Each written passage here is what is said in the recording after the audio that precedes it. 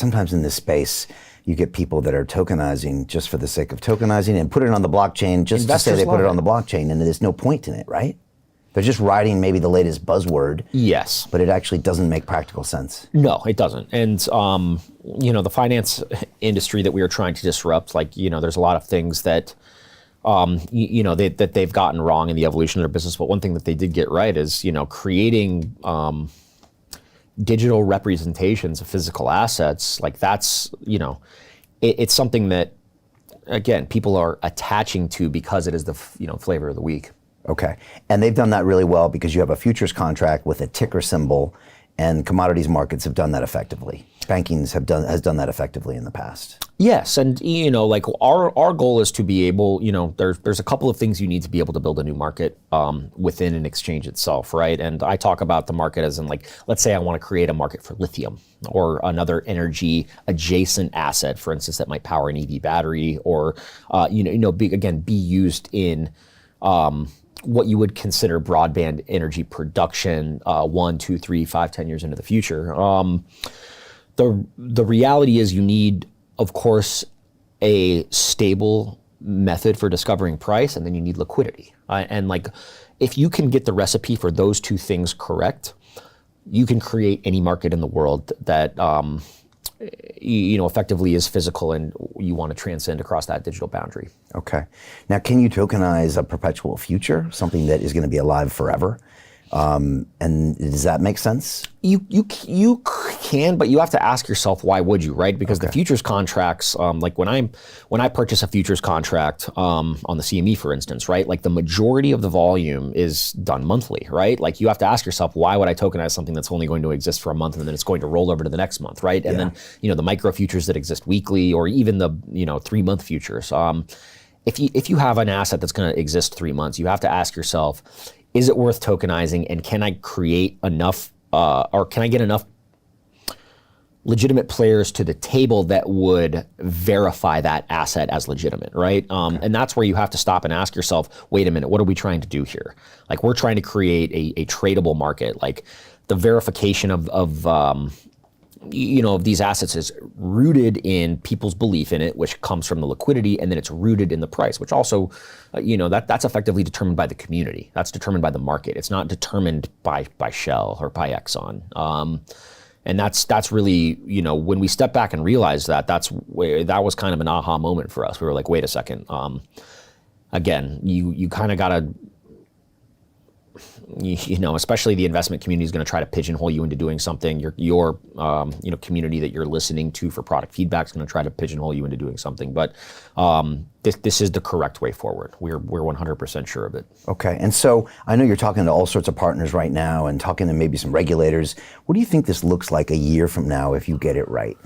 So what the London Real Investment Club actually does for you, it gives you the keys to open that door to the inside deals. In the last 3 weeks, I've participated in 3 incredible deals: a layer 2 Bitcoin protocol, an incredible AI protocol. The deal flow is beyond what I expected. I don't think I've ever seen a model like this that just gives average folks the opportunity to be behind the deals, and that's exactly what we've done. Not only that, you get to hang out with Brian Rose every week, and for me, that was huge because I look at Brian as somebody who's not only an expert in the space, and I think is on the leading edge, but just the leading edge of thought with London Real and the work he's doing there. To anyone who's taking a serious look at this, I know it's a big decision. It was a big decision for me and my family, and it is one of the best decisions I've ever made. So I wish you all the best and hope you come join us.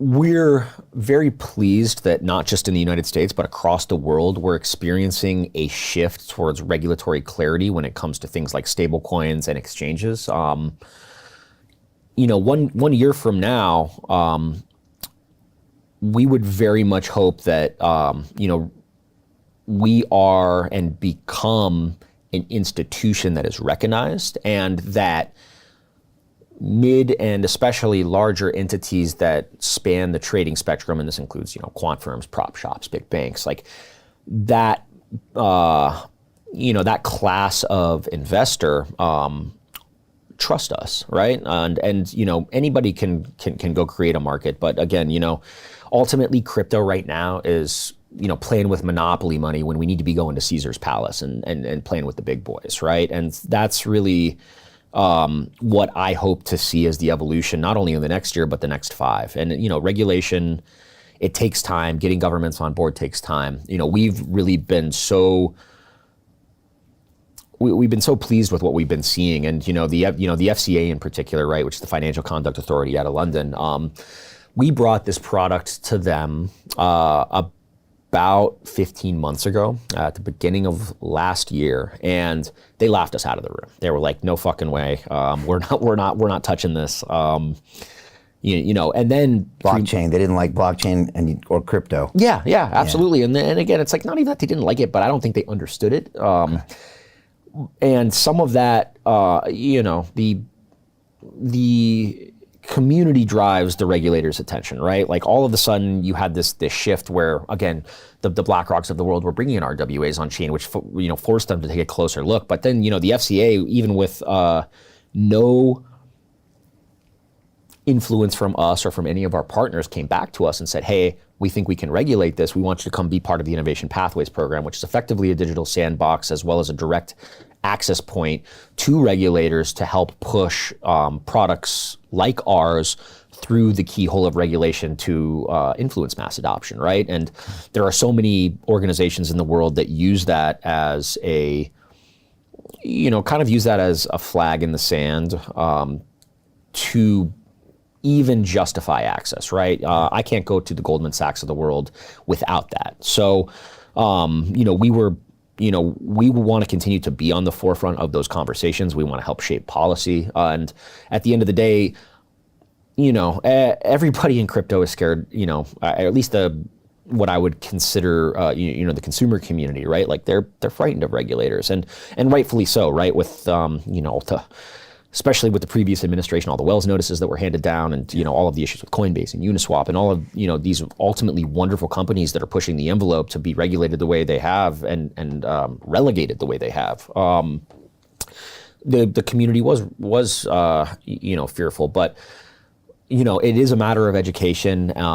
Again, we're seeing this like very historic deregulation, not just in the U.S. but across, I think, global markets right now. And again, you know, our focus is on ensuring that we can bring this industry into, you know, the next century in a way that's not only responsible for the institutions, but responsible for the consumers too, right? Because consumer protections are important, right? We've seen so many instances across, you know, across history, from, you know, the advent of Dodd-Frank to the, you know, collapse of companies like Enron that really, really harmed consumers. So it's not like the regulators are wrong in their fear and in their approach, but you know, they do take massaging to understand what we are ultimately bringing as benefit, and that's something that, you know, again, we're so focused on as an organization, right? And I do think it's something that sets us apart.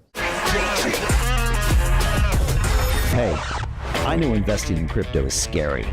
It takes a real leap of faith because there are so many scams, rug pulls, and bad actors out there. It's a dangerous business, which is why 95% of people lose all their money. Well, that's why I created the London Real Investment Club, so you can access the hottest deals on the planet and use the crypto bull market to create the generational wealth that you deserve. Join my team of over 100 people from around the world that are making millions of dollars behind the scenes investing in blockchain, AI, Web3 games, DeFi, Bitcoin, and more. Don't miss out. Click the link below to book a call with one of my team now. But hurry, this bull market will end soon.